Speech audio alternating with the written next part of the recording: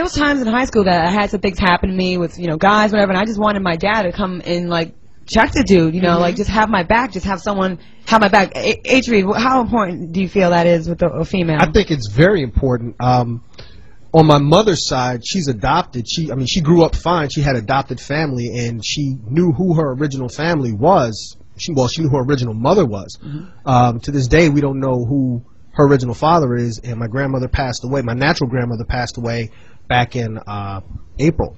So it's hard to say, you know, where that's going to go. But on the other hand, if you don't have that protective force in your life and you know that it's missing, that's what you should want. So that's what you should look for. So all these women who are running around gravitating towards the wrong dude because they didn't have the right dude, you know what's right, what's wrong. You know what's full, what's empty. So if you have something that's empty, go fill it, and fill it with something that's quality.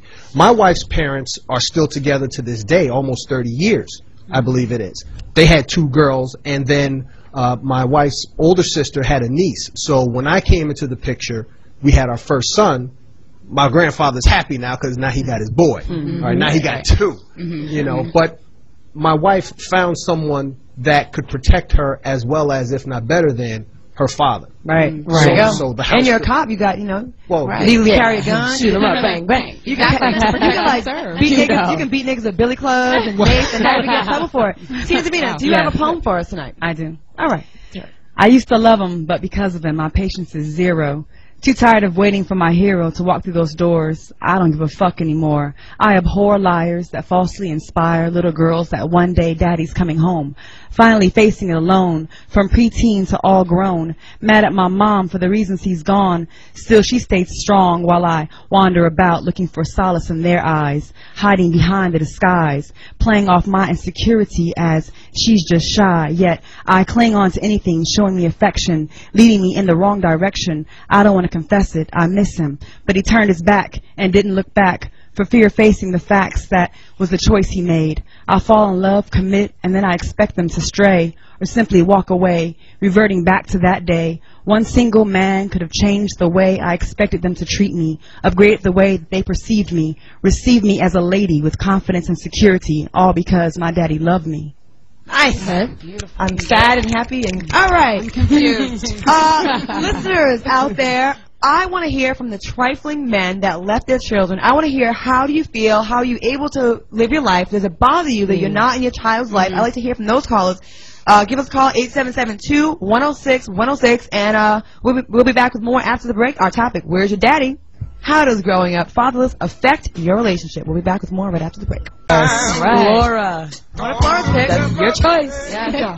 Papa was a Rolling Stone. That's what they called him back then. I called him that is. the Wherever nigga that he owes laid my his mom. hat definitely was his home for the time being. I call that the nigga that owes my mother $75 a week for 18 years. We mean, That's how low. It was really low back then. No, we need to talk after the show. We may have the same daddy. He was unemployed, so you gotta. We all should get a lot of money from our daddies, though, to be honest. There's a lot of money that was not given. Don't they always claim you when you blow up, though? Yes. Exactly. Then they come out. Yes. True. That's my baby. That's my girl. I made that girl. Yeah.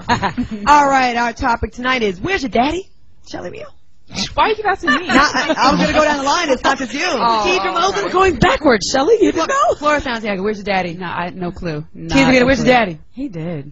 Wow. Mine too. Bring it in, Claudia. Oh, yeah, hers passed away. But you know what? Before my dad died, I wrote him this really long. My mother died first, and I wrote him this really long letter about how she loved him and how we love him. And even though everything that we went through, I love you. So when he died, I knew he didn't think I had any animosity towards him, because you know, everybody has problems. Everybody's made to be the person they are. You have a choice to, you know, change it, but some people don't know how. So I just had to accept that he didn't know how and love him anyway. That's very mature of you. How old were you when that happened? I was 25. That's a very mature thing to do. So you're probably at peace with it now. Then. Oh yeah, I'm fine. I mean, I was grateful that I was able to go home to New Orleans and pay for all his arrangements when he died and everything. You know, sang at his wedding, but I forgot the last words, so I started laughing at the end at the funeral. Yeah, but it had nothing to do with the way I felt about my father. Gotta make light of this Hey, situation. you don't deserve the whole song. You know what I mean? Hey, you only did 14 years. I pay for it. That's true. Portia Coleman, Yes. tell us about your daddy's situation. My mother and my father were married. They were best friends for like 5 or 6 years. Get married and it lasted under a year. Why, I don't know, but it seems to happen a lot when people are friends. They get married for the title and it doesn't work.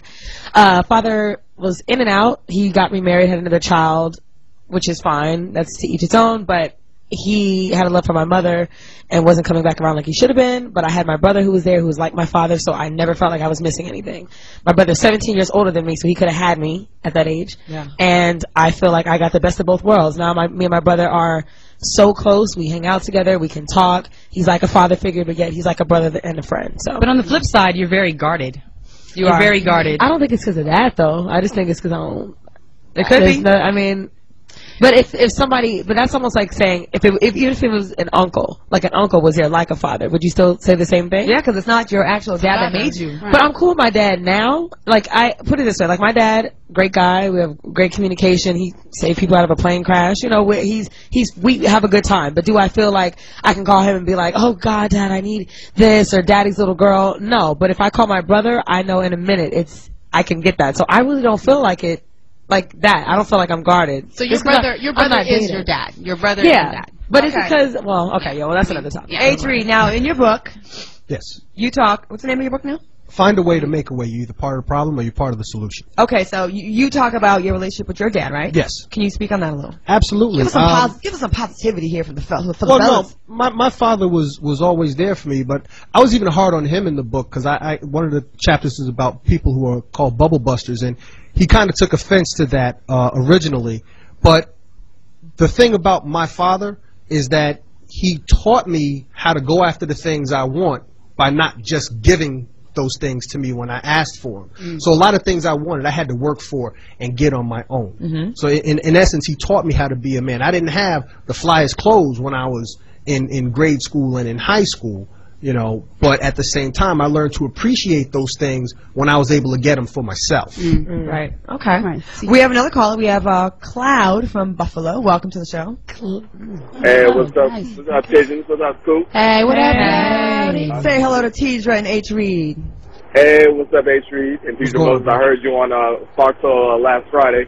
And just so y'all know, this is the caller formerly known as Mr. Splash, so I'll be going by. Oh, okay. I'm going to leave you alone. The rebirth of Cloud. Right, What's let's his fall name? back. Cloud. Well, okay, but my situation is kind of weird because I kind of felt like my dad was in my life like from the time that I was 9 years old. But he was there, but he wasn't present because he was like heavily into drugs and alcohol. So all the lessons and all the stuff that I should have gotten growing up, like the sex talk, how to fight, ride a bike, and then basically how to be a man, I had to like learn on my own. And we have a good relationship now, but it was rough because I had like a lot of the stuff that I want to learn, I had to learn on my own, and overall, I think it's kind of made me a stronger person. But there's sometimes where I feel that there's still chapters of my life missing because of that. Okay. Yeah. Is he a father? Yeah. Absolutely. I'm sorry. Do you forgive him? Do you forgive him? Oh yeah, I forgive him because I mean we're cool now, and he's turned his life around. So I mean, we still have to. The only problem I have sometimes, like if we have a disagreement, he wants to like fix himself to like check me, and so this may be a flaw on my part, but I feel like he can't go there with me because he really had no hand in me becoming the man I am. So, I mean, but otherwise than that, we're cool, and we have a lot of talks, and we build all the stuff, we catch up on a lot of stuff, but we still have a little bit of a rift because of that, and I feel that could have been prevented if he had been there in my life from the beginning. Thank you. Thank you very much. Thank you. He's kind of resentful, is what it seems like. Because he's using it as leverage. Like, if his issue comes up, he's like, well, Dad, you can't really check me because you weren't around when I was young. Right. So. Yeah, because you have to let that go. If you're going to let your father in your life and he wasn't 100% father, you can't just be angry about it. And another thing that I find, too, is that people that don't have fathers in their lives, they tend to hold on to their anger and let it affect them. They may not realize it, especially in my sense when I had him for a while and then he left. I was kind of upset with him. So it made me just upset, period. Right. You can't be upset with half of yourself. You know, a mother is 50%, I can relate a father with is 50%. You can't just be upset. You gotta let it go. And he sounds like he's resentful. I think a major point is that men, because of their lack of fathers, they are not taught how to be a father. So it's just kind of like a generation after generation of, you know, people who, men who have never learned how to be a dad or how to be a father, and get, a husband, exactly, and get scared, I don't by think it. that's an excuse because I'm not saying it's an excuse. I'm saying it's a product of Yeah. society. It's, It's you know, an excuse, but it's not a reason. right. And plus, right. we'll look at, and then it works on the flip side. You had a dad in your life, so you're that dad for your kids, and probably in turn, your kids are probably going to be there for their kids. Right. Absolutely. Just from what they've seen. Yeah. And before that, my grandparents were together There you literally go. till death do they part. Right. Exactly.